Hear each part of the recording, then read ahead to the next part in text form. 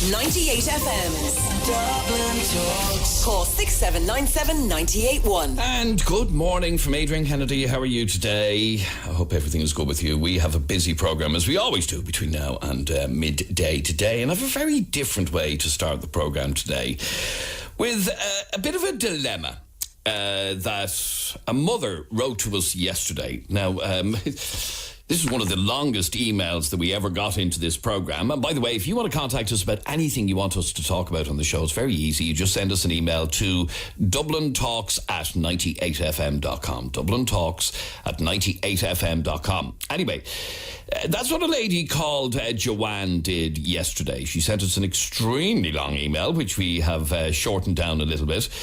And she wants to know if any other parents have ever been in a similar situation to her, and what should she do with this? So she's basically written to us looking for some advice about her son, who she describes as feminine and prefers hanging out with girls over boys. And basically what she's asking is, should she embrace her son's femininity? Now, we're calling this lady Joanne. That's not actually her name, but we have changed her name just to protect her identity. And indeed, when we spoke to her earlier on today, she's a little bit paranoid about family and friends finding out about this situation, although in reality, family and friends probably know already. Anyway, have a listen to this edited email from Joanne. My son is 4 and has never been a boy. He's always been rather feminine, and his dad and I have never had an issue with this and still don't. He's no interest in sports or anything boy-like. Instead, he plays and asks for dolls. He is Disney princess mad, wants to dress up as one for Halloween. He asks for girls' clothes when we go shopping. If I change my hair or makeup, he'd notice instantly and tell me how beautiful I am. And asks me questions like, "Mammy, when you were little, were you a boy?" And I said, "No, obviously I was a girl. Why?" And he'd respond, "I want to be a girl when I'm older." And when I ask why, he says, "They're beautiful." Friends and family ask, do we think he's gay or transgender? I'm like, he's 4. Who knows? He's him. Only today, I spent the day thinking what I'd get him for Christmas. And instantly, I skipped straight to the girl section, picking out karaoke machines, dolls' houses, and so on. A friend who was with me then asked, is it not weird that my eldest is this way?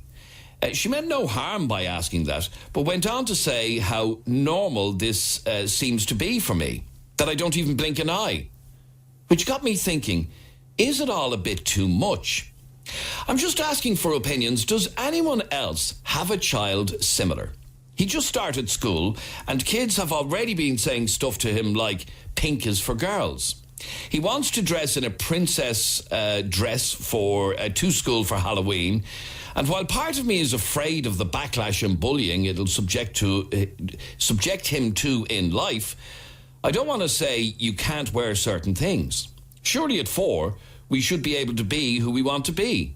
But society doesn't see things this way. Now, as I said, that email was a lot longer. We've literally shrunk it down. But it's obviously, and I think about the length of the email, and this is obviously a major issue for this lady. She doesn't know what way to turn here. She doesn't know if she should let her son just be himself and dress in whatever way he wants and put on any princess costume he wants for Halloween. In the same breath, whilst herself and her husband don't have an issue with this, she's been torn over the possibility that he'll be subject to backlash and bullying throughout his life. And I want to find out if you have any advice for this lady, Joanne. She says she's no problem with her son being the way he is. Should she prevent him being himself to protect him from bullying, or let him be who he is? Our telephone number is 6797 981. You can text, WhatsApp, or send a WhatsApp voice note to us right now to 0877 98 98 98. Have you ever had to deal with something like this? And if so, how did you deal with it? I know there are some parents that would say, no, don't let him do this. Don't let him ruin himself and his life and the bullying he's going to be subjected to. And a boy should be a boy. And then other parents will say, no, let him be who he wants to be. And if he wants to wear pink and wear dresses and whatever, let him do it. Well, he's not causing any harm to anybody. Call me right now on 6797 981. Text, WhatsApp, or send a WhatsApp voice note to 0877 98 98 98. I'm joined on the line by Laura Erskine from mummypages.ie. Laura, welcome to 98FM. Good morning. It's a difficult one, isn't it? It really is, and especially because he's still so young.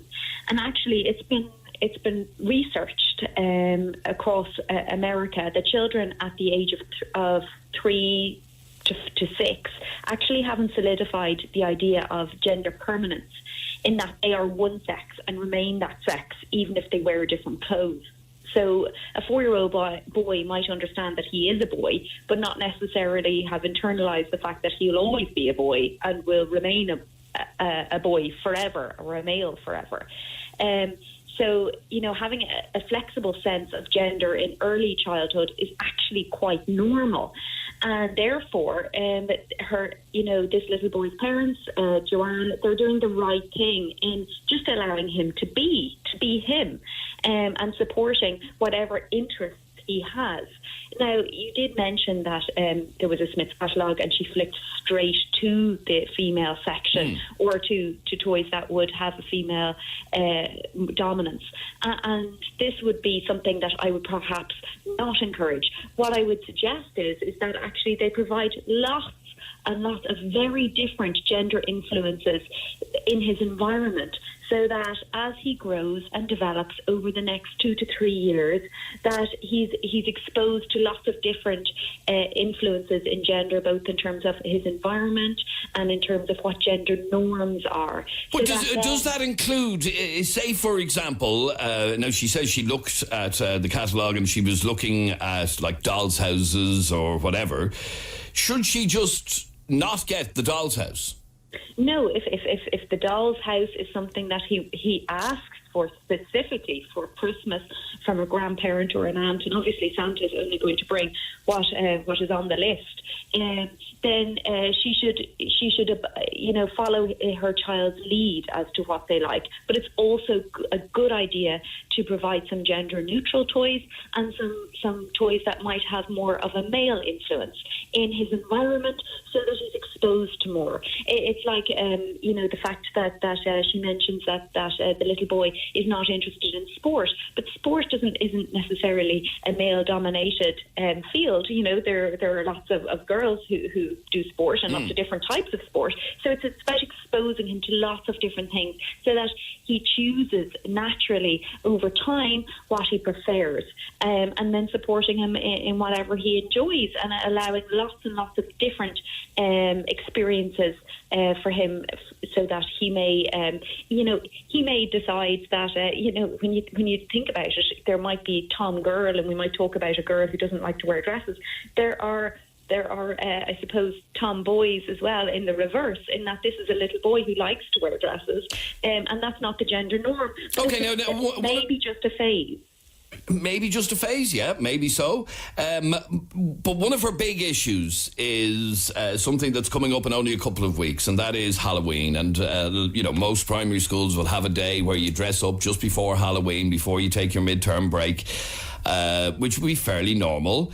And he wants and has already expressed a specific interest to dress up as a Disney princess for the Halloween party. Now, that's a decision that she has to make, a clear-cut choice of whether she lets him do that or not.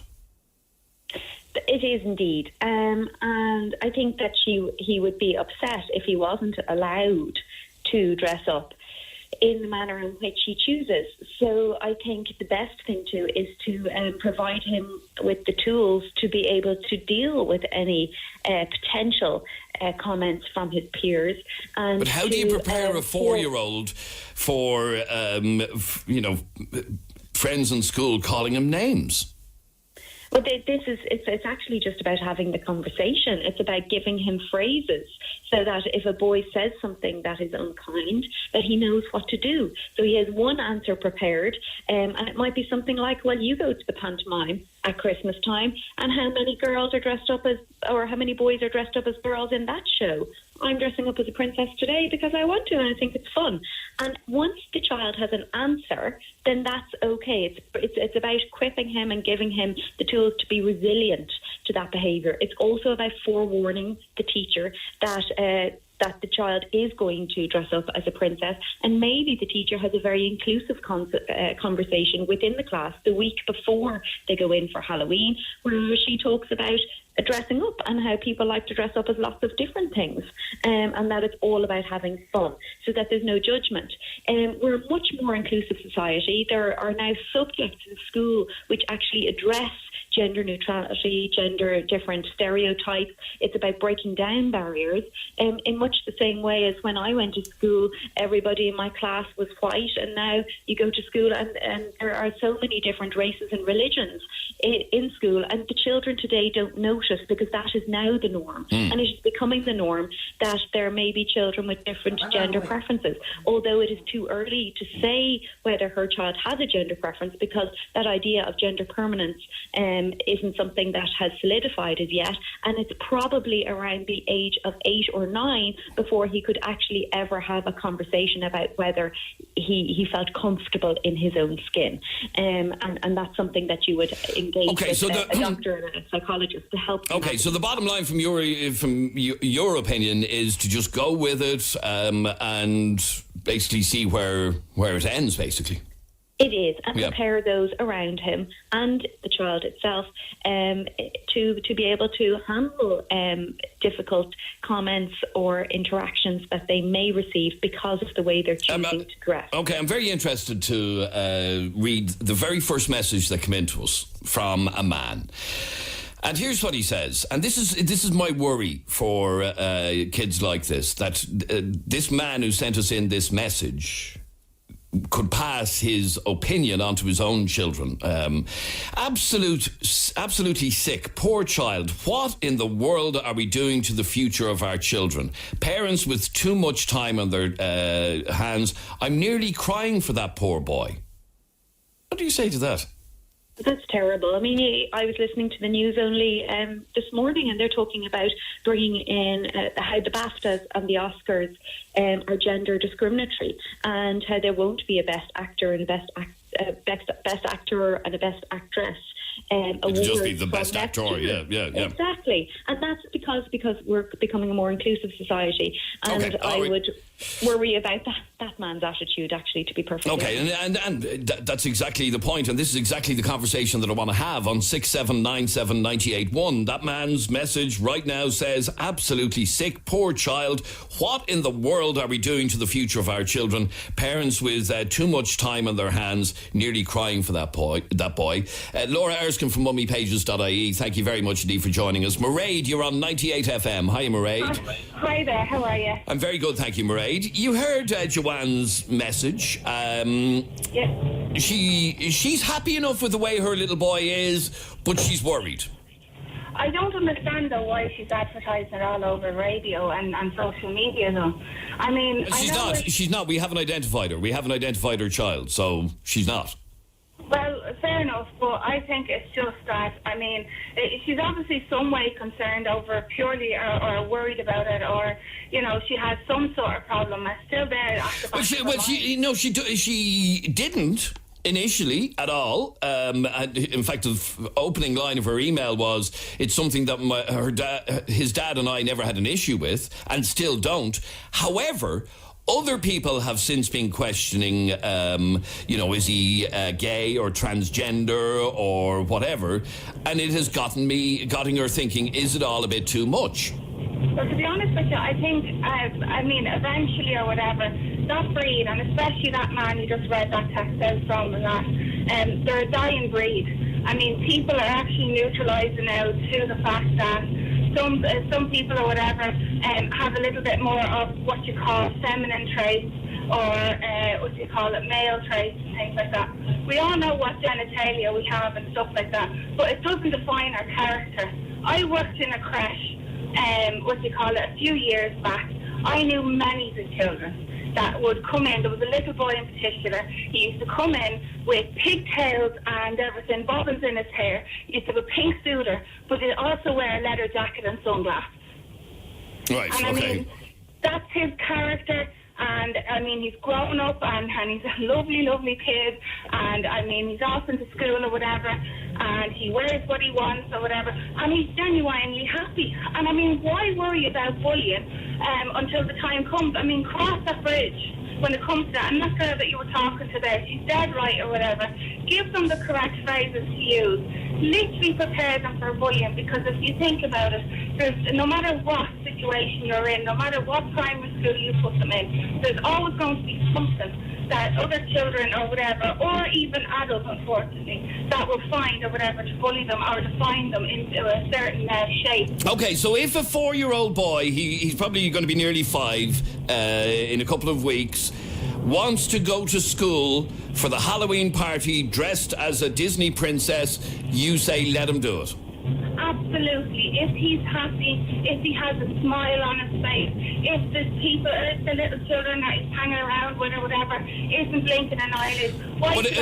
But Mairead, and that's all fine, right? But if there's a kid in the class who is being brought up by a parent like the man who sent that message a while ago, who we've invited on the show, by the way, and he's welcome to talk to us. Aren't other young kids going to pick this up and give this young fella a terribly hard time? It's just all dependent on the ethos and everything at school, isn't it? It still doesn't stop kids being cruel. Of course it doesn't, but I mean, that doesn't say that they're going to be cruel about anything else, or, racial remarks, or, he could actually end up turning around and wearing a shirt, a pink shirt. I mean, it's still classified as a male's item of clothing, but I mean, he still could be picked on. Or what toy he brings. He could bring a dog. Like, I mean, people are afraid, if you turn out gay or all this kind of thing. What about if it makes him a great uncle when he's older? Or, teach him a little bit of compassion, and that when his wife goes into labour and has his own child, and gets him ready for fatherhood more than it has done for many of the male in this country today. Okay, stay there for a second, Mairead, because after the break I want to play a message and get your reaction to it, a WhatsApp voice message that's just come in to me, and I want you to have a listen to it after the break, so don't go away. And Robbie, I'll take your call straight after the break, and I would love to hear from you on 6797 981. And if you've just joined us, we're talking about a message that we got, an email that we got yesterday from a lady called Joanne. I'll read it to you again straight after the break, and I would love your, Joanne would love your advice. Call us now on 6797 981. 98FM's Dublin Talks with QuoteDevil.ie. Insurance specialists if you've open claims or too many penalty points. 98FM. And this is Adrian Kennedy. Good morning. We're talking about a message that we got yesterday, an extremely long email that we got from a lady called Joanne. And we've edited it because it's very, very long. But I'm going to read the edited version of it. My son is 4, and he's never been a boy. He's always been rather feminine, and his dad and I have never had an issue with this and still don't. He's no interest in sports or anything boy-like. Instead, he plays and asks for dolls. He's Disney princess mad, wants to dress up as one for Halloween. He asks for girls' clothes when we go shopping. If I change my hair or makeup, he'd notice instantly and tell me how beautiful I am, and ask me questions like, "Mammy, when you were little, were you a boy?" And I'd say, "No, obviously I was a girl. Why?" And he'd respond, "I want to be a girl when I'm older." And when I ask why, he says, "They're beautiful." Friends and family ask, do we think he's gay or transgender? I'm like, he's 4. Who knows? He's him. Only today I spent the day thinking what I'd get him for Christmas, and instantly I skipped straight to the girls section, picking out karaoke machines, dolls' houses and so on. A friend who was with me then asked, is it not weird that my eldest is this way? She meant no harm by asking that, but went on to say how normal this seems to be for me, that I don't even blink an eye. Which got me thinking, is it all a bit too much? I'm just asking for opinions. Does anyone else have a child similar? He's just started school and kids have already been saying stuff to him like pink is for girls. He wants to dress in a princess dress for the school Halloween party. And while part of me is afraid of the backlash and bullying it'll subject him to in life, I don't want to say you can't wear certain things. Surely at 4, we should be able to be who we want to be. But society doesn't see it that way. Have a listen, if you will, please, to this WhatsApp voice note from John. I'm not being funny on it, but if that poor kid goes into school with a dress on, like, they're talking about Irish kids here, they'll rip the absolute piss out of them, they will. No matter what they're being told at home. Think about it, they're Irish. We always rip the piss out of everybody. You know what I mean? But it's up to the kid. Better off when the kid's a teenager and then letting them put on a dress and go into school, sending them in to be bloody brutalised. It's ridiculous. Nothing against any gender, by the way, before you all start jumping down my throat. Good luck. Good luck. Mairead, what do you say to that? That's the message I wanted to play for you. I'm going to be honest with you, I didn't actually hear it because I'm driving at the minute. Oh, right. Well, basically he's saying, by allowing the child to go to school wearing a dress, you're setting him up for a life of ridicule. But I mean, that depends on the parents and how they raise them and things like that. And if they are going to, define certain people on how they are and how they dress and everything else with it, like. And I mean, at this day and age or whatever, parents should be saying, if there is a child there or whatever in that class, and if he's a little bit different to you, well, I mean, let them be in that. And tell them the reason why that maybe they like being that way and stuff. And, show them that they can be compassionate instead of being bullies. And I mean, if they are being bullied, let it be addressed straight away in that. And I mean, teach them, because it's all a learning curve. And I get what you're saying, and in fact somebody just texted in to say, so basically we should bow down to bullies. Bullies will always be bullies for many reasons, and we need to teach children to be happy in themselves with what they want. And that's more or less what you're saying. Yeah, no, pretty much, because, I mean, at the end of the day, like I said to you before, that, I mean, there's always going to be a child, there's always going to be an adult that's going to pick something to bully about. So if it's not going to be what they're wearing, it's going to be for something else. And I mean, okay, that's the way it goes. Stay there for 1 second. 6797 981 is our telephone number. Text, WhatsApp, or a WhatsApp voice note to 0877 98 98 98. Matthew, you're on 98 FM. Hi, Matthew. How do you, Adrian? Good, thank you. Matthew, you don't like the idea of this child being allowed to go to school wearing a Disney princess dress for Halloween? See, I don't really care about going to the school, but his whole attitude about wearing the girl clothes, playing the girl toys and things like that, why the parents don't have a guts to say no? So... What do you think is going to be the result of her allowing to do the child to do this? See, if my son will come to me and ask me for anything, if I'm thinking is wrong for him, I will say no. And the opinion what... But she doesn't... But sorry, this lady doesn't necessarily think it's wrong for him. She wants him to be who he wants to be. Adrian, we spoke about this before, and you know my opinion. So... I don't want to use the bad language and things like that, but you know what I'm thinking about, and the only issue what I have, I would like to see the parents saying no if they thinking is no. Okay, this lady is thinking it's all right. Yeah, she said she doesn't have an issue with it, still doesn't, but other people are starting to say things to her. Why she's ringing you if she doesn't have any issue? She should ignore. She didn't have until other people started sticking their nose in. So if she's so concerned, everything is so right, she should say, bugger off. Okay, so this woman should say, she should say to her friends, bugger off, but she didn't, and it got her thinking, and that's where she's at this moment. Stay there for a second, Matthew. Let me play this WhatsApp voice note from Sinead, who says there should be no issue with the dress. Hi guys, Sinead here. Sorry I can't come on, I'm in college at the moment, but I don't see the big deal in the little lad going in the princess dress. My little girl dressed up last year as Fireman Sam and nobody said anything to her. I don't see why a boy should be different. The kids will be kids. He's experimenting. So what? Get over it. Everyone's drawn way too much attention to these things. They're kids. They're 5. That's my opinion on it anyway. Thanks, guys. Have a great day. Robbie, you're on 98 FM. Hi, Robbie. Morning, Adrian. Robbie, you wouldn't know what to do in this situation. No, we wouldn't. As Joanne doesn't now, because people have been throwing their tuppence worth in. Oh, I don't know whether you'd call it sympathy or what, but I feel it for that girl and her husband. I wouldn't know what to do. The child is 4 years of age. On one hand, you'd be like, okay, do what you want, whatever makes you happy. But then on the other hand, you have to think of it, as you were saying, from the bullying point of view. That child's life will be a living hell if he was to walk in. But isn't that part of the problem, Robbie, that we need to educate young children that some children are different and want to do different things?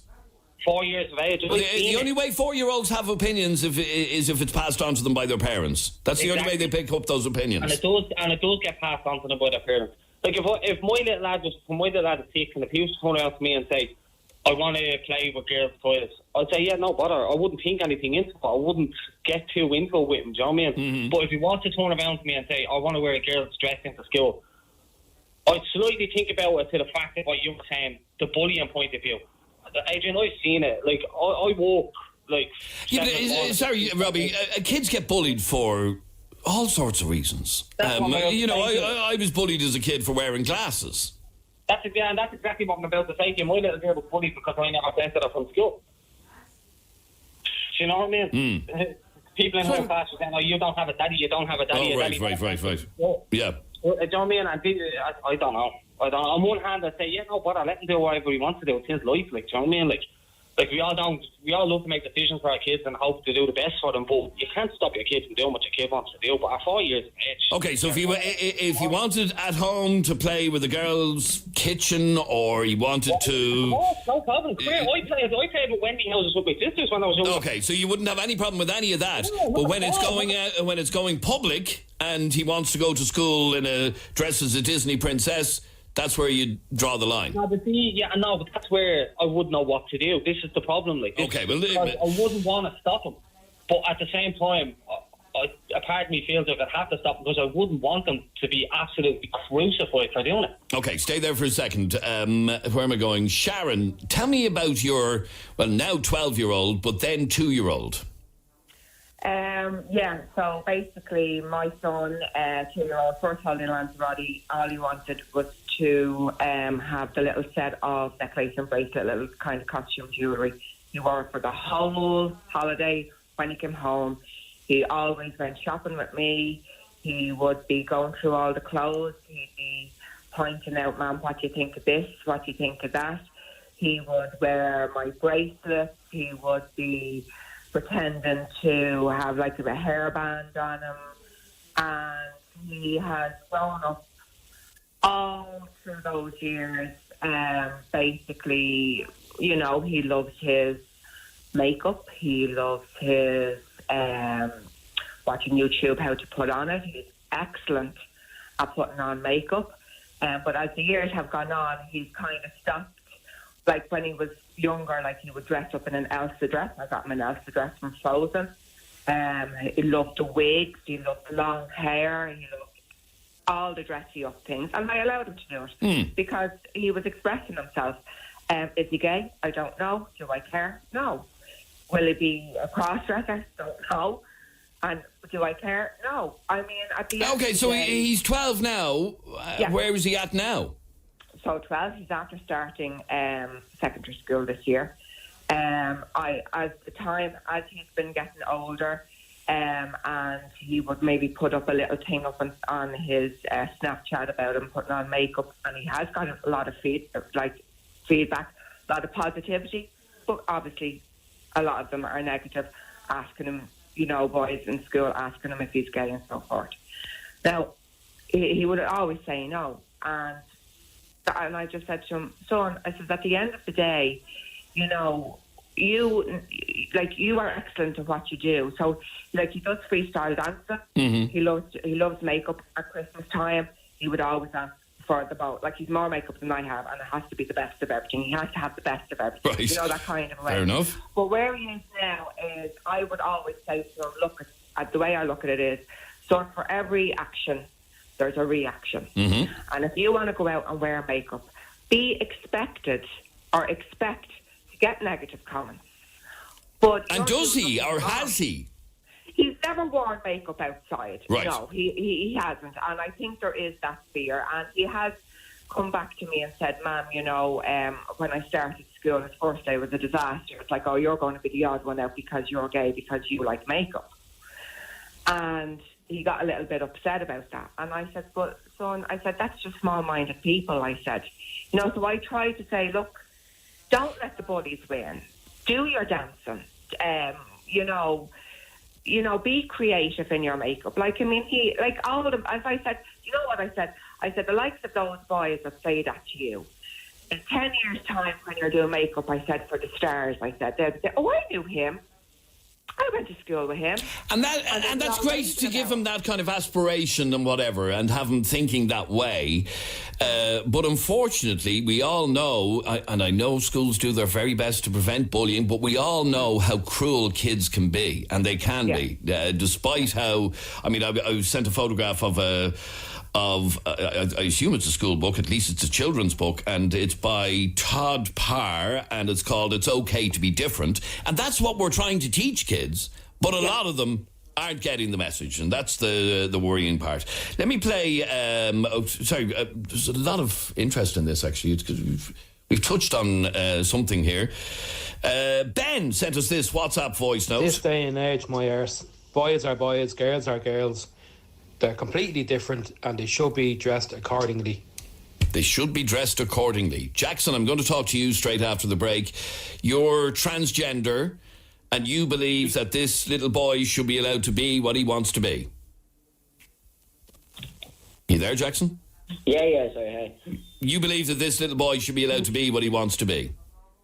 Yeah, of course. I'm not saying what he wants to be. It's more so who he wants to be. If the kid wants to express himself, we're not saying change gender, but if he wants to express himself, we should allow him to. Okay, stay there for 1 second. I'll talk to you straight after the break. 98FM's Dublin Talks with QuoteDevil.ie. Car and van insurance specialists for drivers with previous motoring convictions. 98FM. And this is Adrian Kennedy. We're in the middle of a conversation about Joanne's message about her little boy. Now, Jackson, you describe yourself as transgender, and what's your main point on this? Well, see, I was born biologically female. And when I was a kid, I was very tomboyish. I always wanted to play with the boys, always played on the boys' teams. And my mom had no issue with this because she knew that that was what made me happy. She didn't think the first thing was that I wanted to get my gender changed or that it was anything massive. She was just like, this is what makes my kid happy, and I'm going to let him be happy. And I eventually grew up to be one of the most open-minded people I know, and I never discriminate against anybody. I never caused harm with anybody because I was taught growing up that we shouldn't treat someone differently because they are a little bit different. Which is obviously how you are, if you know what I mean, that you were brought up that way. The difficulty, though, is, excuse me, sadly, not all kids are brought up that way. Yeah, of course. Don't get me wrong, when I came out as trans about 4 years ago, I'm about 7 months into my transition now. And when I first came out, I'm from quite a rough area, and it wasn't easy because there was a lot of kids that are brought up to think that the boys stay with the boys, the girls stay with the girls.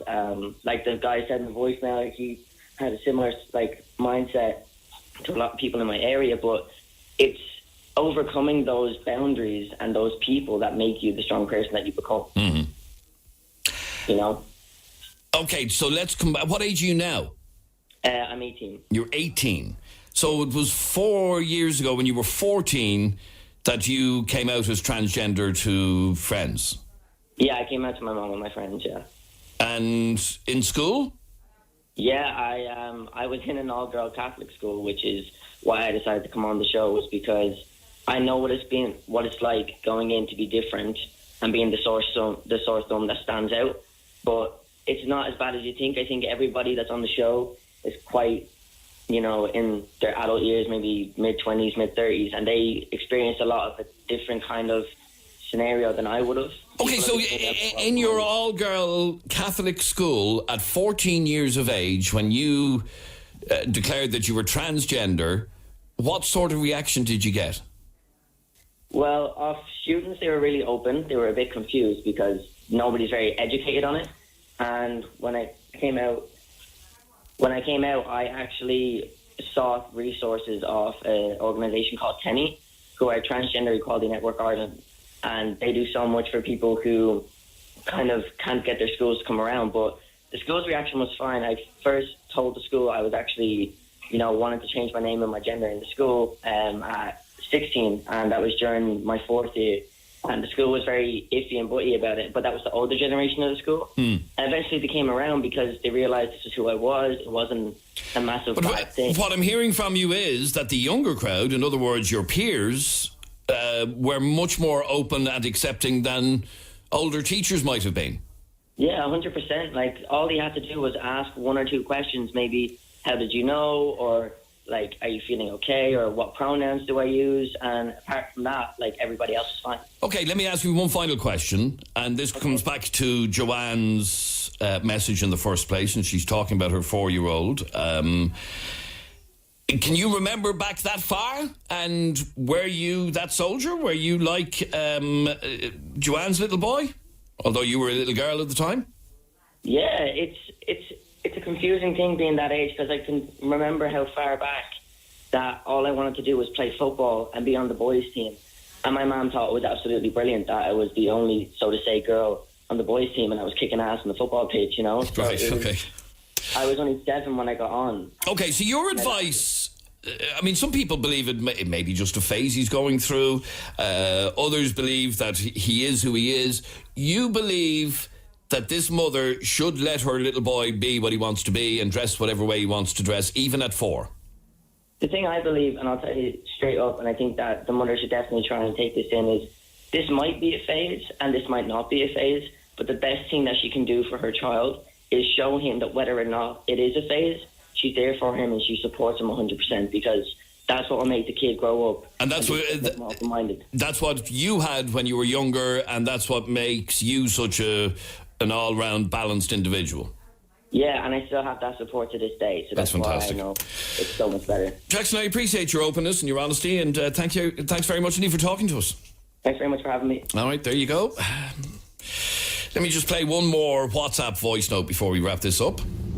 My son is 5 and started school this year and is exactly the same as that lady that sent in the email. So I just want to tell her to keep doing a good job, and once her son is happy, the rest doesn't matter. You're not willing to sacrifice your child's happiness just to put them in a box for what's right for other people. So keep at it and let him have a good time, and hope he enjoys his Halloween dance. All right, Tracy, thank you very much indeed for your message. Thank you for all of you for your calls. A fascinating conversation. If you have been affected by any of the issues, you can contact the Transgender Equality Network Ireland, and their number is a Dublin number 01873 3575. The sound of the city, from Balbriggan to Blanchardstown. Dublin Talks. 98FM's Dublin Talks. This is Adrian Kennedy, and next on the programme, a topic that every single person who has ever had a terminally ill family member will be able to relate to.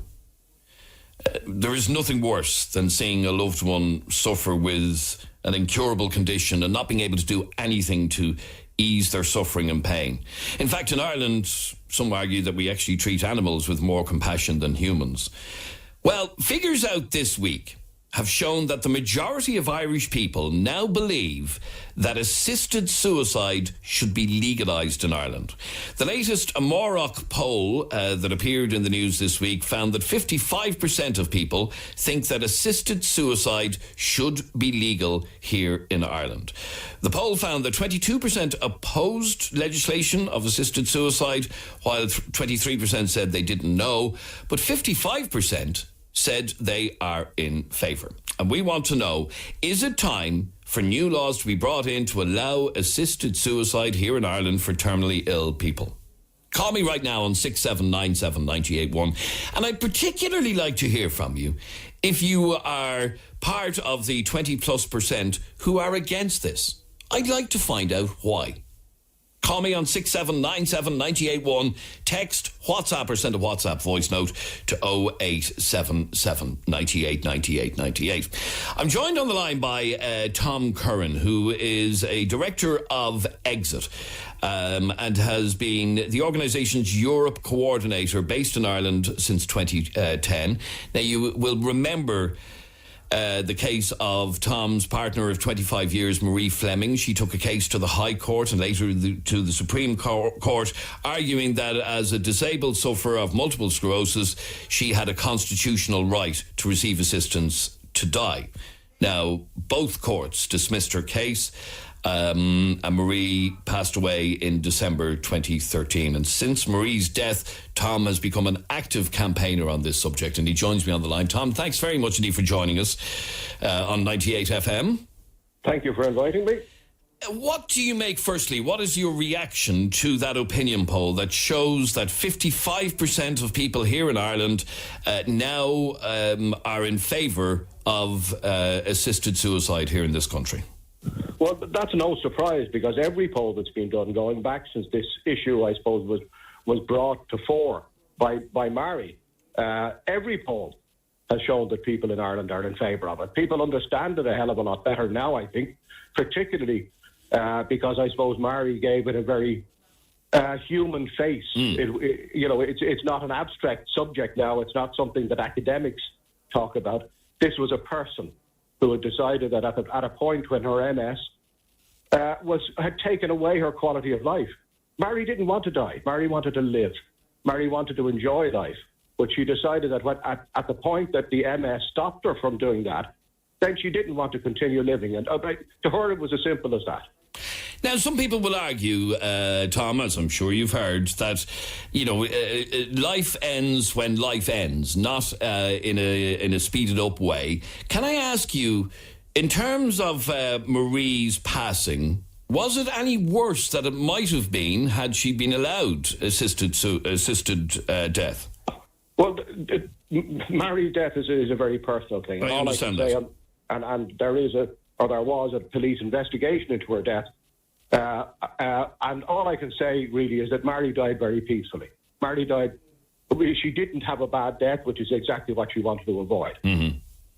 Okay, now, why do we need legislation to enable people like Mary to die at a time of their choosing rather than when their illness tells them they're going to die? Well, the legislation to allow them to die at a time of their choosing is already there. In 1993, we decriminalised suicide. So suicide is no longer a crime. So anybody has a legal right to take their own life. Mm-hmm. The difference between that is that we see the unfortunate thing of, I suppose, almost epidemic stage of irrational suicides, of people committing suicides because of financial problems, because of relationship problems and things like that. We're talking about a completely different thing, where a person plans well in advance for a particular situation that they want to avoid. But where the assistance comes in is that it's almost impossible to provide yourself with a peaceful death. And the idea of wanting to die at a particular time is to avoid a bad death. Therefore, it automatically says that the person wants a peaceful death. But to do that in ending your own life is almost impossible without the assistance of others. Okay, Tom. This is where the assistance comes in. Okay, Tom, I'm going to delve into that a little bit more about how assistance actually works and the difficulties we have in Irish law. But I need to take a very quick commercial break, and I'll come back to you straight after that if you don't mind. 6797 981 is our telephone number. 55% of people in an Amórach poll this week have found, the poll has found that 55% are in favour of assisted suicide here in Ireland. And we're asking how you feel about this. Other people call it euthanasia. We'll call it assisted suicide. Back in a second. It's 11 o'clock across Dublin. We'll continue our conversation on assisted suicide in just a moment. But ahead of that, let's get the latest headlines from Trish. Thanks, Adrian. The UK's highest court has ruled the British Prime Minister Boris Johnson broke the law by deciding to suspend Parliament for 5 weeks. The Supreme Court in London says the shutdown took place in exceptional circumstances ahead of Brexit, and there was no justification for the suspension. A leading campaigner has questioned the commitment of authorities to enforce road traffic laws. He follows reports that nearly half of all summonses for motorists to appear in court for speeding have not been served. Europe's highest court has ruled Google doesn't have to remove links to people's personal data globally. The ruling means the tech giant only has to apply the right to be forgotten within the EU. And an evening with Whitney Houston, the hologram, is coming to the Bord Gáis Energy Theatre next year. The show will take place on March 3rd, with tickets going on sale this Friday. And now you're up to date on 98. 98 FM's Dublin Talks. Call 6797 981. And good morning from Adrian Kennedy. Now we're in the middle of a conversation about assisted suicide, and an Amórach poll this week that found that 55% of people think that assisted suicide should be legal in Ireland. If you're somebody who is against it, I'd like you to text me right now, text or WhatsApp to 0877 98 98 98, and tell me why. Why would you be against bringing in laws that would allow people the right to die at a time of their choosing? Text or WhatsApp your answer to that question. If you're against it, why? And send it to 0877 98 98 98. I'm in the middle of a conversation with Tom Curran. You may remember back in 2013, Tom's partner of 25 years, Mary Fleming, took a landmark case to the High Court and later the Supreme Court, arguing that as a disabled sufferer of multiple sclerosis, she had a constitutional right to receive assistance to die. Her case was dismissed by both courts, but it raised the debate. It started the debate. Mary sadly passed away in December 2013 of MS. And Tom, I'm conscious actually of the fact that is nearly 6 years ago, and we're still having this conversation. Sorry, Tom, there you are. Sorry. Yeah, okay. In Ireland, things have got even worse, if that's the way to put it, in that at that time, not long after that, a bill was put before the Dáil.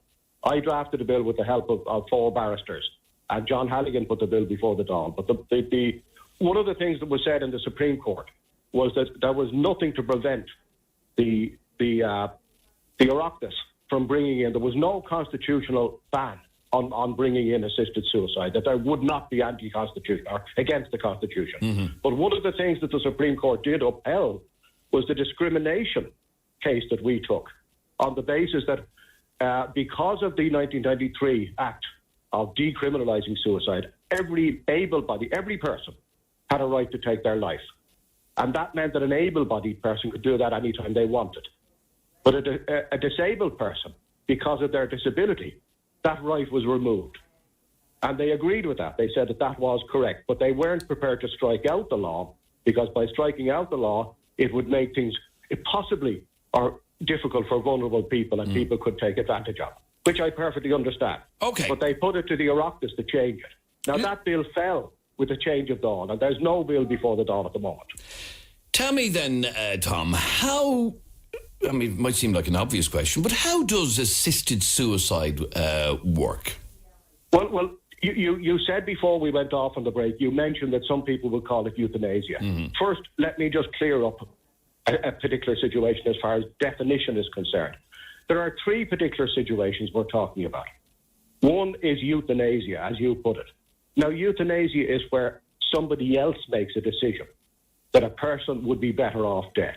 Now, theoretically, it's for the better good of that person. And that's what the dictionary definition is. Mm-hmm. We would more associate euthanasia with things that happened in unfortunate circumstances of mass killings and things like that. Yes. But then there's voluntary euthanasia, where a person decides themselves that they want to die, but they're incapable of doing that. That they're because of, for instance, a disability. If they can't do anything for themselves, they would be incapable of taking their own life. So they ask somebody else to do it for them. And so that other person could administer a lethal dose of something, and that is where voluntary euthanasia comes in. Okay, but the problem... Very important. Yes, so that is the person deciding for themselves, but in order to go through with the suicide, which they're legally entitled to do, they need help from some other person. And the difficulty we have in law here in Ireland is that other person could be charged with murder, essentially. Well, no, the assisted suicide is a particular crime. It's part of the 1993 Suicide Act. It's not murder. It's regarded as assisting another person to take their own life. And what is the penalty for that? 14 years in prison. Okay, so I mean, it's as serious then. It's a severe. Oh, certainly. Yeah.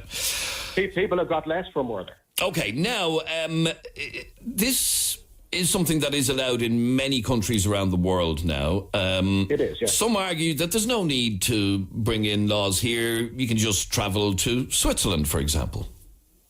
But why should you have to? Why could a person not comfortably die in their own home, in their own bed? Why should it be necessary to travel? And the second thing is that in some particular cases, the illness would prevent travel.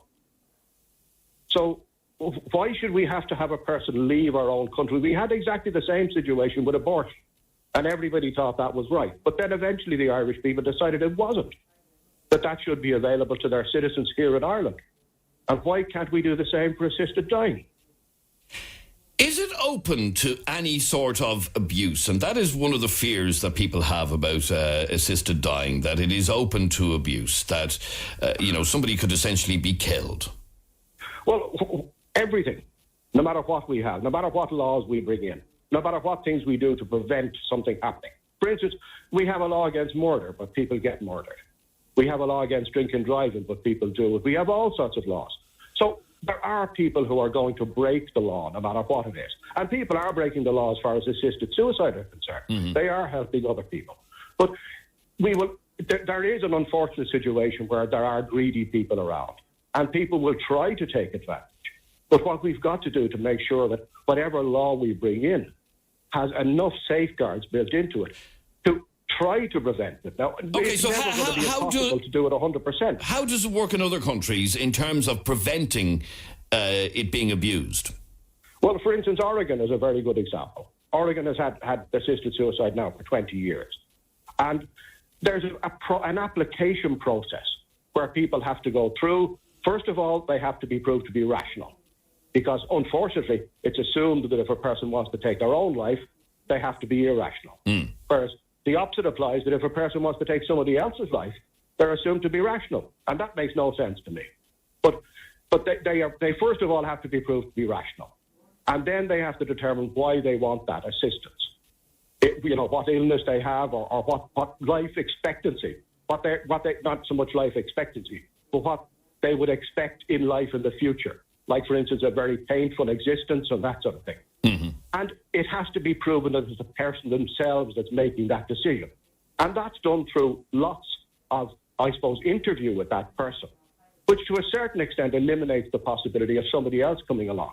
Now, there's always a possibility. Yes, and like you said, everything is open to some sort of abuse, but the reality of it is those people are probably abusing anyhow, regardless of whether we have voluntary euthanasia or not. Exactly, yes. So, Tom, bearing in mind, and as you said, these polls have shown a majority in favour of assisted suicide for a number of years, but this latest poll by Amórach has started this debate again.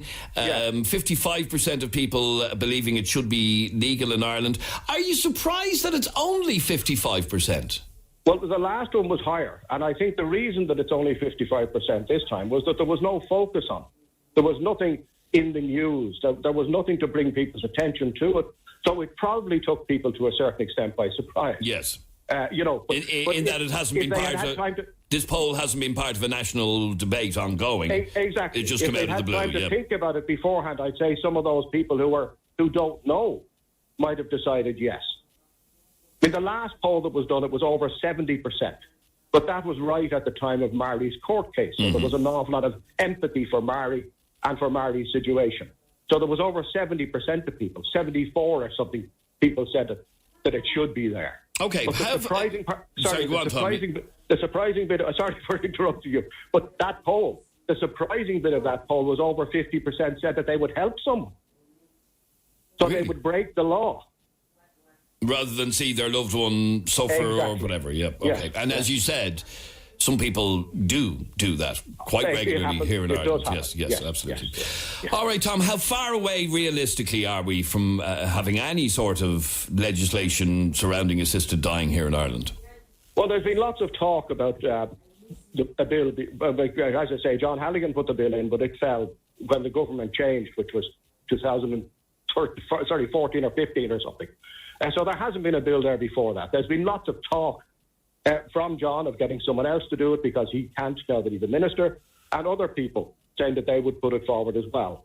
I would think that because we're going to have an election next year, I think the latest the date that's been given for it is May of next year. There will be very little value in putting in a private member's bill now, only for it to fall again. Yes, indeed, yeah. So what I'll be doing in the meantime is trying to encourage somebody and trying to encourage the parties to get behind a bill, which should be presented as soon as the Dáil convenes after the next election.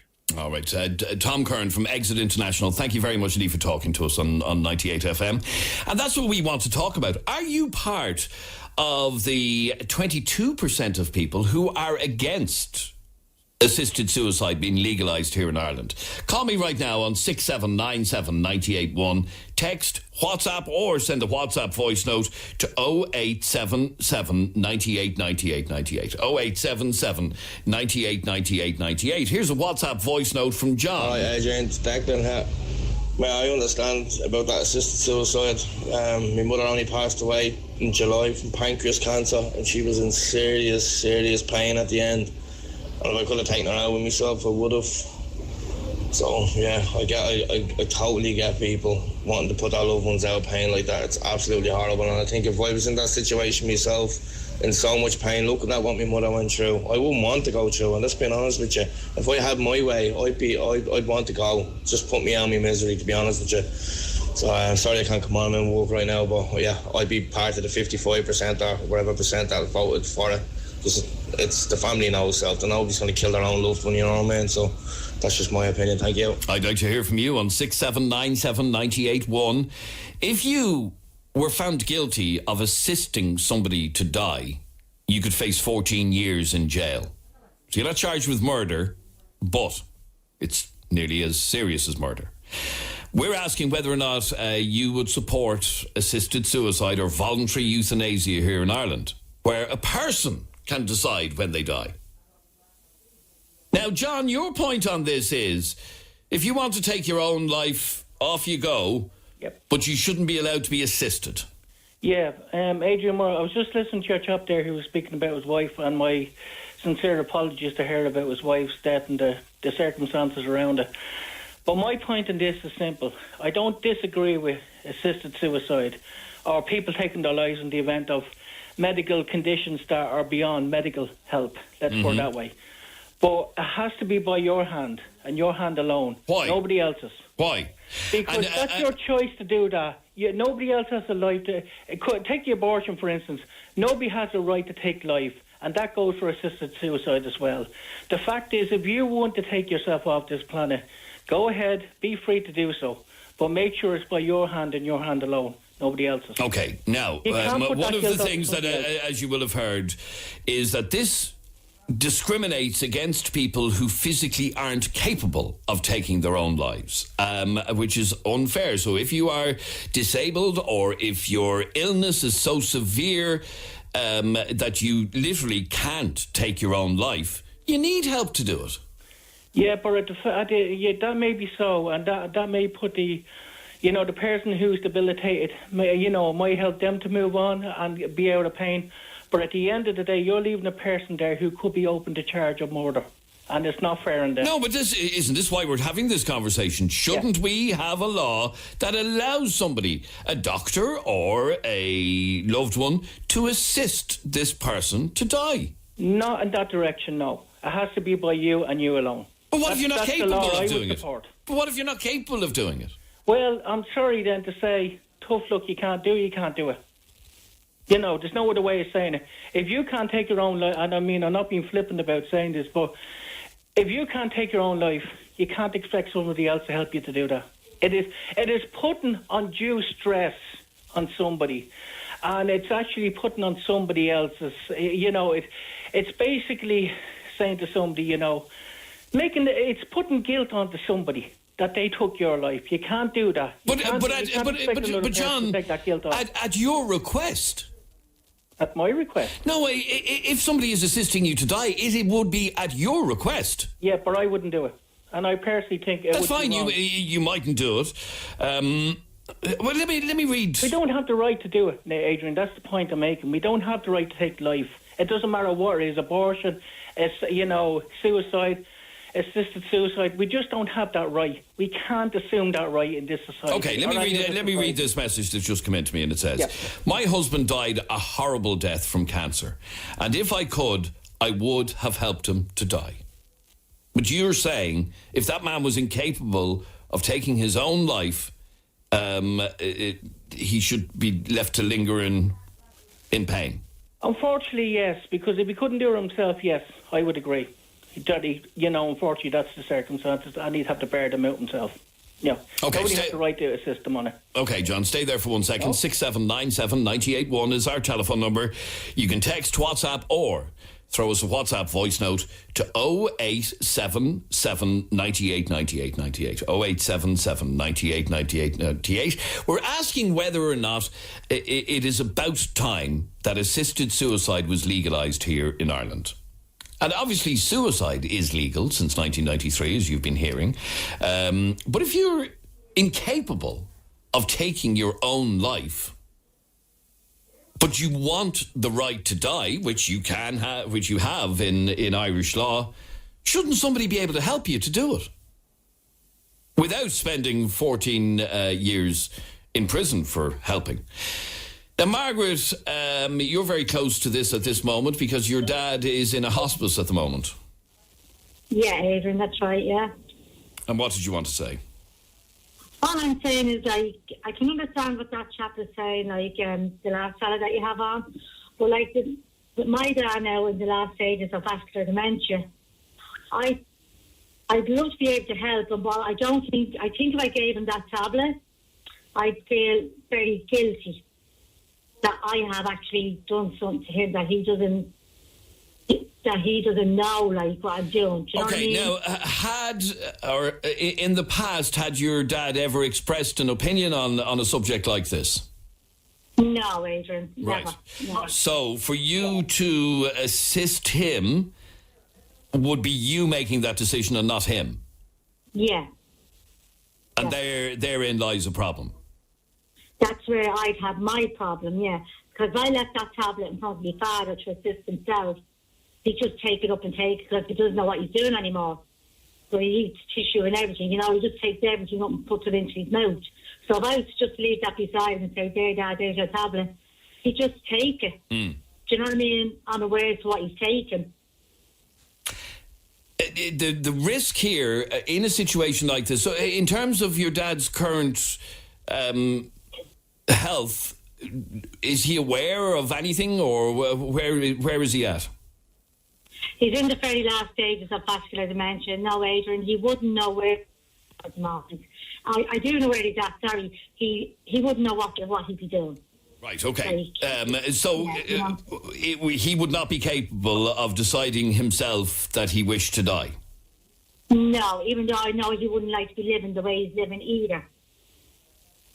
The him of 10 years ago wouldn't like to be...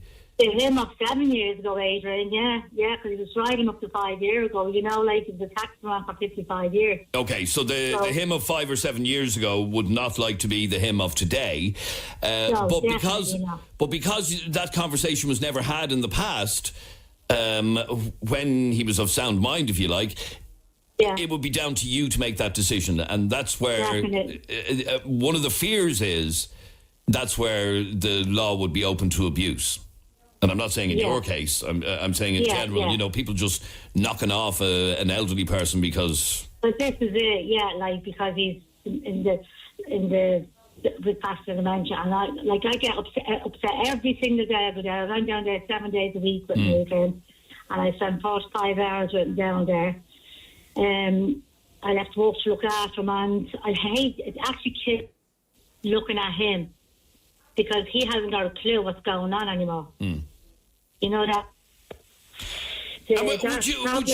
Would you like to be able to, for want of a better, and I hate this expression actually, but I'm going to use it anyhow, put him out of his misery? I would like to put him out of his misery, but saying that with the type of dementia he has, he's kind of happy all the time. That's what I mean, but he's not in pain, or is he? No, he's not in pain, but the only thing now, he can't speak anymore, he can't walk anymore, all that's gone. So the next thing that's going now is he's swallowing, and he's nearly gone then. It's time is hard. Okay, so you're watching in front of your eyes your dad literally deteriorating towards his death, unfortunately. A complete man that was really outgoing and, it's horrible. It's horrible, But that again, yeah. I just wouldn't, I do agree to tablet in certain things I do. But ultimately, it has to be that person's decision, doesn't it? I think so. At the end of the day, if they're still in their right mind, yeah. Yeah, and that may be a living will. Your dad doesn't have one, but for him to express his desire to not want to live a life like he's living now, basically. But he would. I would hate to know that. Yeah. Yeah, but he didn't make that decision. So, and for you, it would be an awful burden to bear. Yeah, but this is it. Yeah, definitely. I think I'd be haunted with it for the rest of my life, to be honest with you. Now that I've done that, and he didn't know that I was actually giving so that so your situation is slightly different, but your situation does highlight how, unless we have very tight laws on assisted suicide, it could be open to abuse as well. Do you know what I mean? Families wanting to get hold of money or whatever the case may be. And I'm terribly sorry that you're going through this at the moment. When you hear your story, you do see the difficulties of assisted suicide legislation and how it does have to be very tightly controlled. And I appreciate you talking to us and being so honest with us, Margaret. Okay, then. Thanks very much indeed. To you, Adrian. Thank you. Mark, I'll be with you straight after the break, and Chris, I'll come to you as well, and we'll take another couple of calls, and I'd like to hear from you on 6797981. Kira sent me this WhatsApp voice note. I hope that man that's on the radio now is never suffering in pain, because for him to make that decision about other people and not be able to assist someone in suicide, no one's asking anybody to do it that doesn't want to do it. No one's going to be left with guilt. If my mother asked me to do it, I would do it for her. It's got nothing to do with me doing it flippantly against the law. I just don't even think he's listening to the conversation. Quick break, we're back in a second. 98FM's Dublin Talks with QuoteDevil.ie. Insurance specialists if you've open claims or too many penalty points. 98FM. And this is Adrian Kennedy. We're talking about whether or not it is about time that we had assisted suicide laws in Ireland, or voluntary euthanasia, where a person decides themselves. Pat, you're on 98FM. How are you, Pat? Yeah, Adrian, how are you doing? Good, thank you. Firstly, I'll make the quick point that you can sign any kind of legal documents when you're a rational person. You can sign for your house, mortgages, all the rest of it. You should be able to sign something like that to say that you can. But the real reason I rang you is because I actually have epilepsy. Okay. Now, at the moment it's mild, but it is a long-term illness. It is not curable. Okay? It's not curable at all. Is it a killer, though, Pat? It can kill you, yes. If you have a bad enough seizure, yes, it can actually kill you. It can put you on life support, do all sorts of things. But it wouldn't be classed as a terminal condition. Oh, it is terminal insofar that you're entitled to a long-term illness card in this country when you have it, so it's considered to be a long-term illness. No, but it's not considered to be a fatal illness, is it? It's not considered to be a fatal illness, but it can be. Yes, I understand that. Yes, okay. just like asthma can be a fatal illness as well. Yes, anything can be a fatal illness. But my point is that, like, if, for example, my seizures get much worse, I will import the necessary means from Switzerland or wherever to terminate my own life. And what I will do is I will send my family away some Friday night for a nice little holiday down in some hotel or other and on the way. And then when they walk back in Sunday evening, they won't be shocked that my body is lying there in the bed or whatever. I will do that myself because I will not live in a situation where I could have a massive seizure and my family are, watching me on breathing tubes, on all sorts of things in a hospital, which I could be on for years. And not at this moment, Pat, there is nothing to stop you taking your own life. Nothing at all. In Irish law. Nothing at all. The difficulty is when somebody helps you to do it. Now, should we have assisted suicide? Yes, I believe we should. But in the event that we don't at the moment, what I'm saying to you is that if I have actually made my mind up on this, okay? This is fact for me. This is what I will do. Now, I should be allowed to sign a document to say that if I'm not in a situation, like my family are fully aware of this, right? I should be able to sign a document at the moment to say that if, in the meantime, that I have a massive seizure some night and end up in hospital. I did have one before and ended up on a breathing tube. I came round as a result of it. But that's not the point. My point is that if I should be able to now sign a legal document to say that if I have a massive epileptic seizure and I'm in a coma in hospital, that my wife has the right to switch me off. In the event that my seizures get worse and I'm fully aware of them, and I start having 2 or 3 a day, I will do it myself anyway. Okay, so, but again, as John, in fact, John, are you still there? I am, yeah. I wanted to get it back in there a few minutes ago. Because I have to say this, and I have to say this to the Irish people and everybody else. As human beings, and I heard what that chap was saying there, he'll take his own life, that's fine. If the circumstances determine it. The fact of the matter is, as human beings, as I said there with the abortion and all the rest of it, we have no right to take another human life. We cannot assume that right in life. Okay, but sorry, John, if you accept people have a right to take their own life, yes, by their own hand. If that person requests somebody else to help them, why shouldn't they be able to? No, because again, as that lady alluded a few minutes ago, the guilt is on you. Because, Adrian, let's face it, when the person's gone and they're at rest, that's lovely, that's fine, there's no problem there. But then that person has to live knowing, do you know what, I did help that person to die. I did more than... And they might be happy with that. No, they mightn't be happy with it, that's the problem. But you don't know that, John. You don't know whether they'd be happy with that or not. I mean, if my wife was terminally ill and had requested me, in her rationality, to do something when she reached a certain point, I would do it, and I would be quite happy afterwards knowing that I had helped her. Pat, as a matter of interest, putting guilt on somebody that doesn't deserve that guilt. You're putting too much guilt on a person to accept that.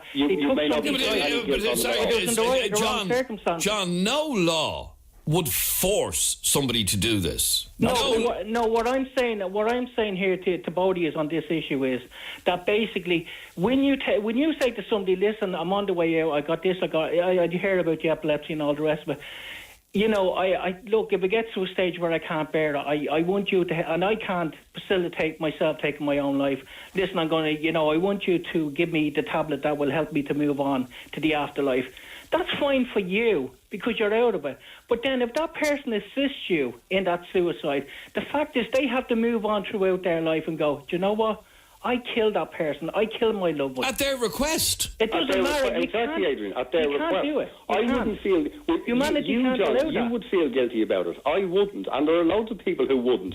If I was requested, if somebody requests me to bring the dog to the vet, for Christ's sake, I'll do it. Okay, Pat, let me ask you, do you have a DNR, do not resuscitate order? Yes, I do. Okay, you do, right. Which is, it's not the same thing, but... it is the same thing, if you know what I mean. It is the same thing, because my wife has the right then to stand in the hospital and say, he requested not to be resuscitated, so turn that machine off. Mm-hmm. She has the right to do that because I requested it. It's the very same thing as if she switched it off herself. Okay, stay there, and let me just bring in one last call, and that's you, Chris. You're on 98FM. How are you? Hey, I don't think the subject is as simple as this discussion has brought it to so far, And I don't think there's any one of us, including myself, that hasn't been extremely distressed. I suppose you could say freaked out by the death of someone you loved, Mm-hmm. So it's a very complicated question. Of course it is. However, what we have to do, and because you're talking about the law and, configuring the law, we have to look at what happened in countries that went down the road that second last chapter was saying, You're talking about bringing a dog to the vet. Unfortunately, it's not a dog you're talking about. And but there are many, Chris, who believe that we actually treat animals in pain or terminally ill with more respect than we do humans. Well, misdirected people. If you look at what's happened in Holland, a 14-year-old can actually decide to commit suicide, and neither the police nor the medical authorities can inform that 14-year-old's parents. And, if we're going into a federal EU, which we are after Brexit, all the mores of a European constitution is going to be foisted on us, and we'll have to adopt the laws of Holland. The stories from Holland about people with money, and you know the way, your life can be sustained, but it's very expensive.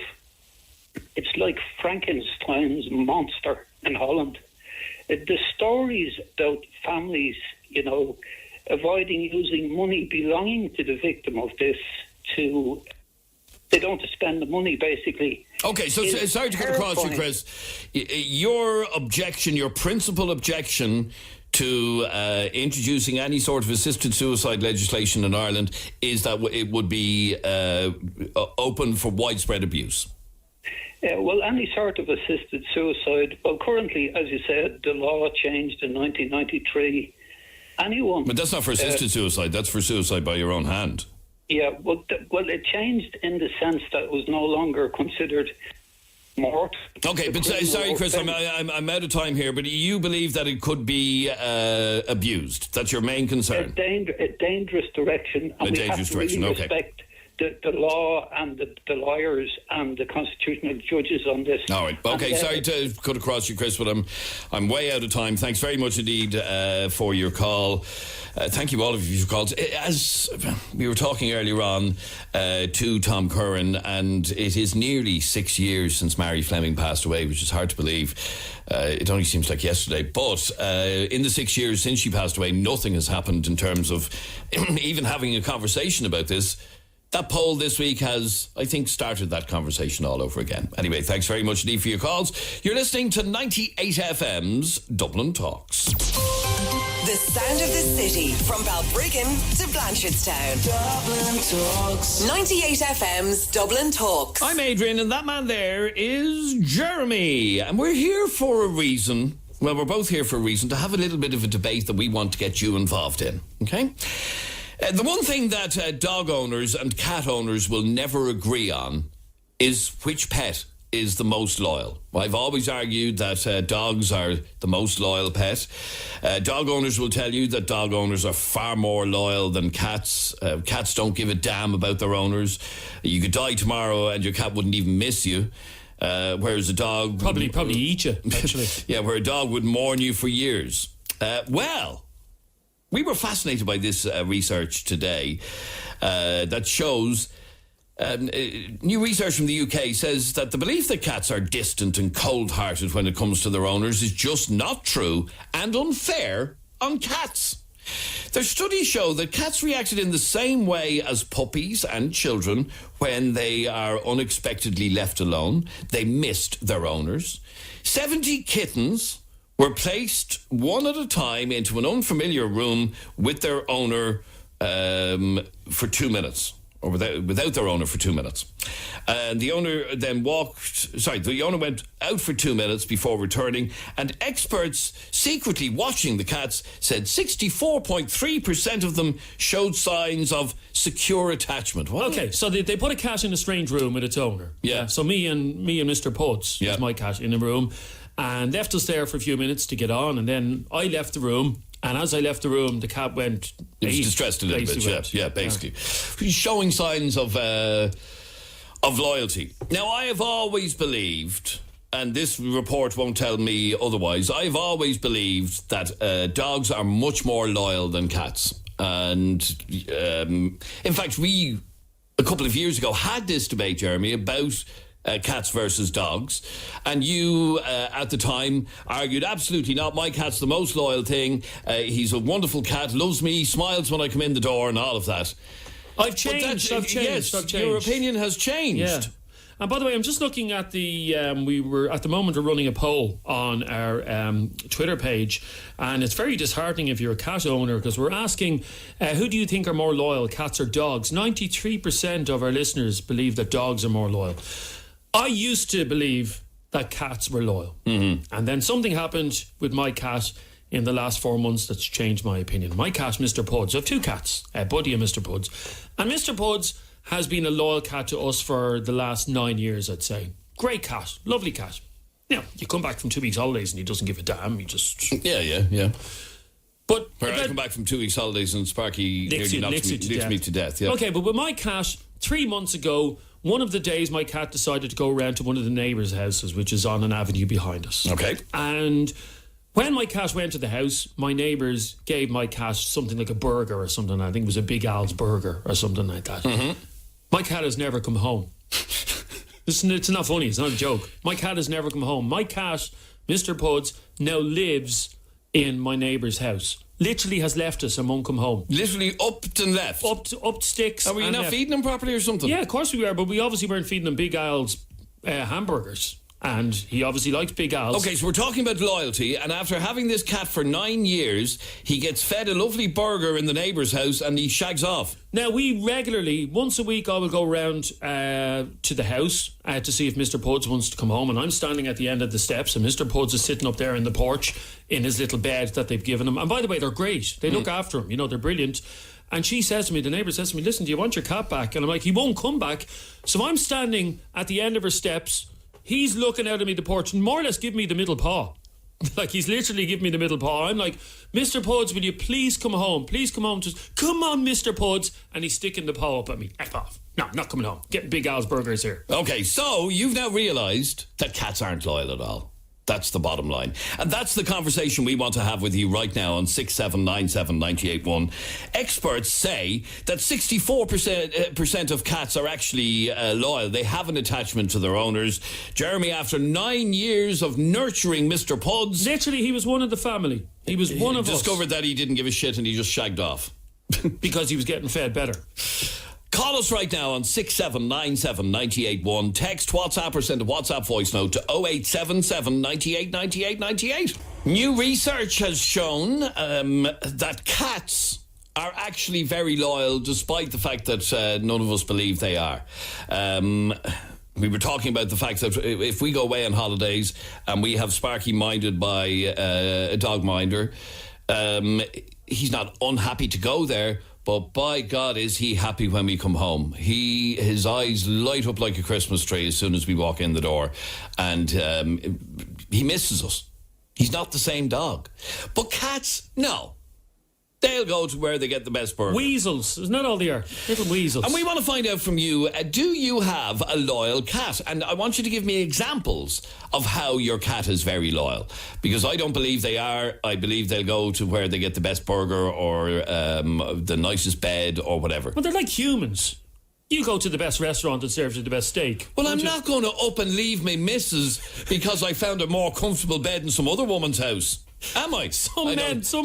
Some men do, yes. Bad example. Example. Okay. Roisin, you're on Dublin's 98 FM. How are you, Roisin? Hi, how are you? Oh, I can't hear you because you're so far in the distance. Oh, sorry, can you hear me? Are you on speaker? Hello? She's talking to her cat. No, it sounds like you've flushed your cat down the toilet and followed it. Oh my God, I'm sorry. There we are. So, Roisin, you have a loyal cat. Oh, I am obsessed with my cat.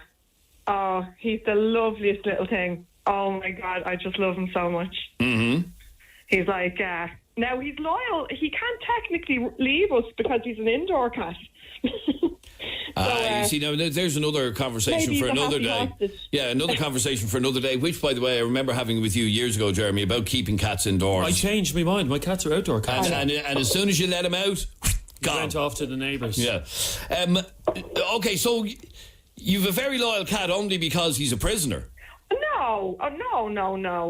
We did it. Listen, we're on a really busy road and there's always cats getting hit by cars. And when we got him, we decided we were going to keep him in. And he's we got him as a kitten. So he's always been in. He has a cat tree and he has a balcony he gets out on and stuff. So, but that's like saying if I lock my wife into a house, she's never going to go off on another man. You know what I mean? That's a one sure way of your wife never leaving you. Don't let her out of the house. And that's what you're doing with your cat. That's what you're doing with your cat, though. Okay, so if you're out and you come home, is your cat as happy as Larry and jumping all over you? Oh my, yeah, absolutely, yeah. He rolls over onto his back, shows us his tummy, all of that. He'd be delighted. We had him in the cattery there for a couple of days because we were in Belfast. And when I came back to pick him up, sure, he followed us around the house. He wouldn't leave us for a couple of days. Slept in the bed in between the middle of the two of us, and he was having, like, honestly, he didn't leave our side. He was so thought that we might leave him again. Oh, wait till you get a neighbour who cooks Big Al's burgers. Yeah, but she doesn't let him out. Her cat's a prisoner. Oh, he'll find a way out of the house. He will. What do you feed them, by the way, to make him so loyal? Oh, it's called Premier stuff. He wouldn't eat, and he kept going off of his food, and he turned his nose up at everything, so he eats this Premier stuff now. You have to get it in Maxi Zoo, but he wouldn't eat any of the pouches or anything like that for us, and he won't eat any of the dry food, so it's on this stuff. If you died tomorrow, God forbid, yeah, do you think he would mourn you? My husband keeps telling me that. He keeps saying that to me. You know, he'd eat us. Well, I don't know how true that is. Is that true? I think he'd miss us, but they're very self-sufficient. Like they're smart enough to know, like, to look after themselves. So I know, but your cat, because he's a prisoner, he's no choice. You see, no, because I'll be honest with you, I do have a bit of an issue with cats being kept indoors. They're not meant to be. Well, look, I mean, I know, but it's half and half. There's benefits too. Like, there's okay, so the benefit is if he gets let out, he'll get a bang of a car, and that's the end of him. Well, yeah, or people do terrible things to cats. Or even slug pellets. If they eat something in a garden that they shouldn't, they'll get poisoned. So he's much safer where he is. He's way safer where he is, and I still sit out on the balcony with him and let him out on the balcony, and he gets to. Yeah, but you okay, but what I'm learning is, and Jeremy kept his cat indoors for years, and eventually saw the error of his ways and let him go, let him out, let him wander, let us sow his wild oats and all of that. I know he couldn't do that. We got that job done first. Yeah, right, okay, that was done right. But no sooner was he let out into the big bad world, and he said, "I'm off. I'm not staying here anymore. I'm off to the neighbours." Well, I don't know. All I know is he has a pretty good where he is, so hopefully he won't leave us. But sorry, you're making it that Mr. Puds lived in a tip. He didn't. We have a lovely house. He had everything he needed. We had, satellite television. We had Netflix for him. No, he wasn't interested in any of that. He wanted Al's Burgers. And a nicer bed, obviously. Pamela. How are you? Now, Pamela, we're talking about who's more loyal, a cat or a dog. A dog. Definitely a dog. Why definitely a dog? Have you ever had a cat to be able to compare them?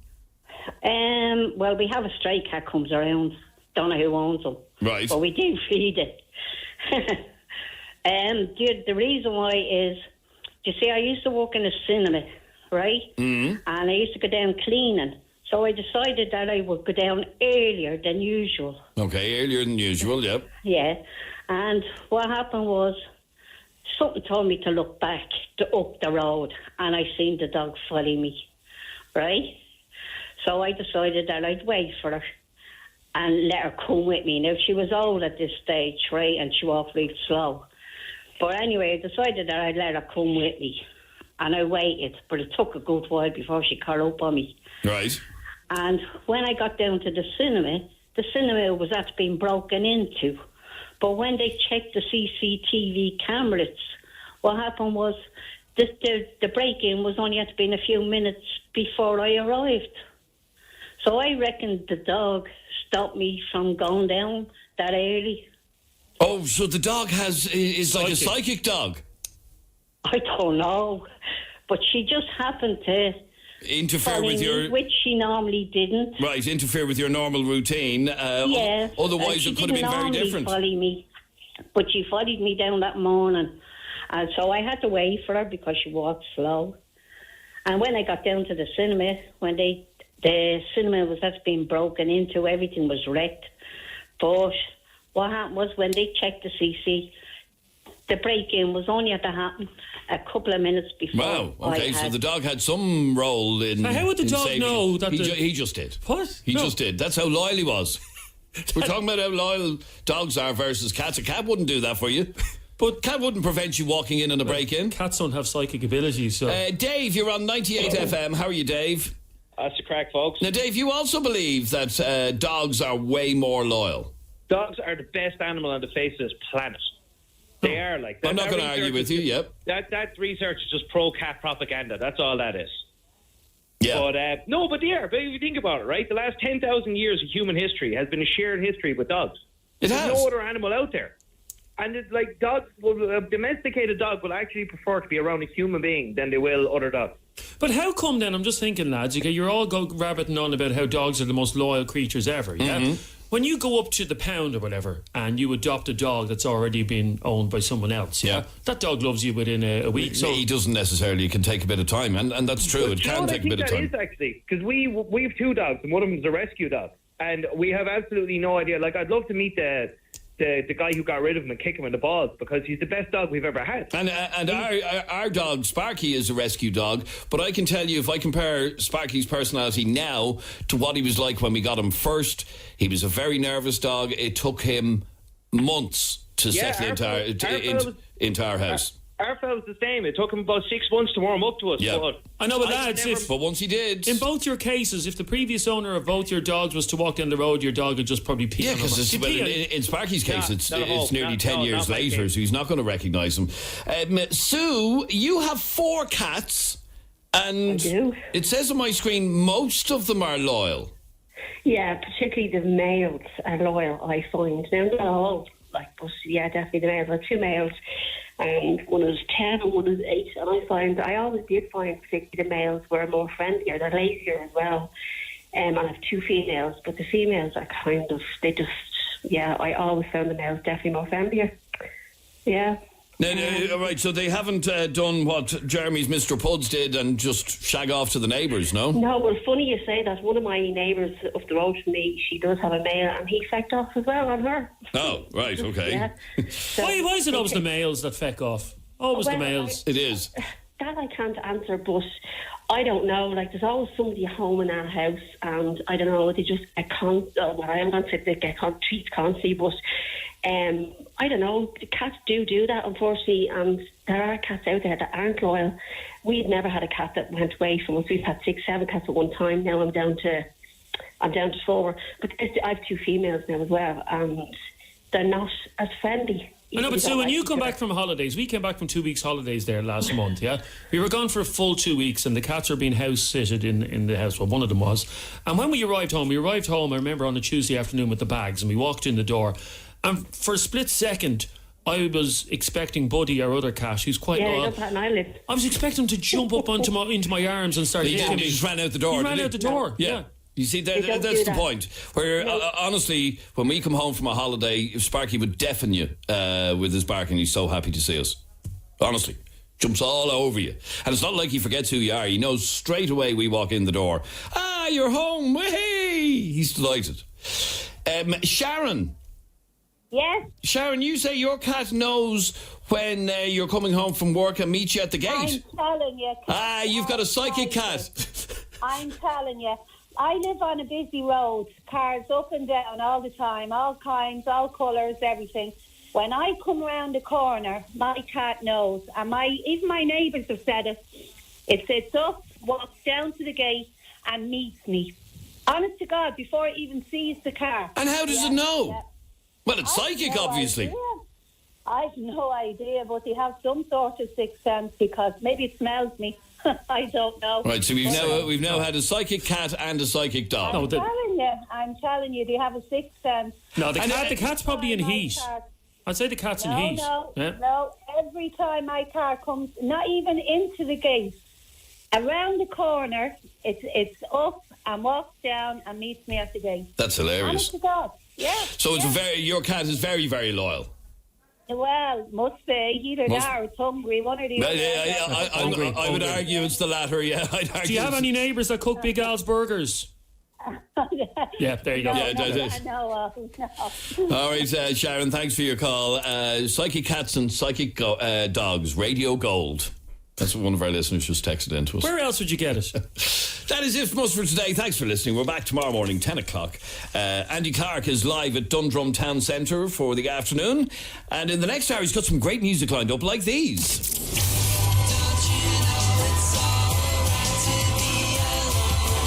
I've been up for 3 nights at the motel.